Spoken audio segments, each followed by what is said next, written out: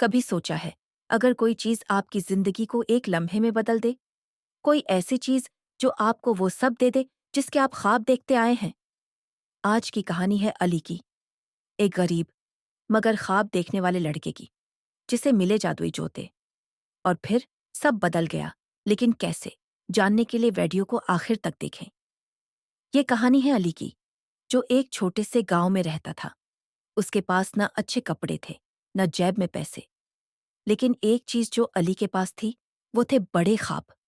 وہ دن رات سوچتا، کاش میں کچھ بڑا کر سکوں، کاش میری بھی زندگی بدل جائے۔ مگر حصہ کب کسی غریب کے حق میں ہوتی ہے؟ یا شاید کچھ خاص ہونے والا تھا؟ ایک دن علی کو پرانی گلیوں میں ایک بوڑھا آدمی ملا، جس نے اسے ایک عجیب سا تحفہ دیا، ایک جوتوں کا جوڑا۔ لیکن یہ کوئی عام جوتے نہیں تھے، یہ تھے جادوئی جوتے۔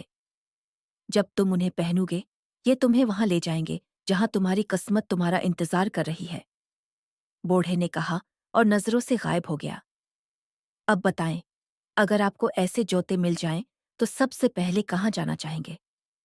علی نے جیسے ہی جوتے پہنے، ایک حیرت انگیز بات ہوئی۔ زمین اس کے پیروں تلے ہلنے لگی اور پلک جھپکتے ہی وہ ایک شاندار شہر میں کھڑا تھا۔ یہ شہر ایک خواب سے کم نہ تھا، روشنیوں سے بھرا ہوا، عمارتیں آسمان کو چھوتی ہوئیں، اور سب کچھ علی کے لیے نیا اور جادوئی تھا۔ لیکن اصل حیرانی تب ہوئی جب اس نے دیکھا کہ وہ ایک فٹ بال اسٹار بن چکا تھا۔ بھائی، علی تو ہمیشہ دوڑتا تھا، لیکن کبھی نہیں سوچا تھا کہ دوڑنے سے زندگی بدل بھی سکتی ہے۔ علی نے کامیابی حاصل کر لی، شہرت مل گئی، لوگ اس کی عزت کرنے لگے۔ مگر ایک دن جوتے غائب ہو گئے۔ اب علی کیا کرے؟ کیا وہ واپس اپنی پرانی زندگی میں چلا جائے گا، یا پھر وہ خود اپنی تقدیر کا مالک بننے کی ہمت کرے گا؟ یہ وہ لمحہ تھا جب علی نے سیکھا کہ اصل جادو جوتوں میں نہیں تھا، بلکہ اس کے اپنے یقین میں تھا۔ علی نے اپنی محنت سے وہ سب کچھ حاصل کر لیا جو وہ چاہتا تھا۔ بغیر جوتوں کے بھی وہ اپنے خوابوں کو پورا کر سکتا تھا، کیونکہ اصل طاقت تو اس کے اندر تھی۔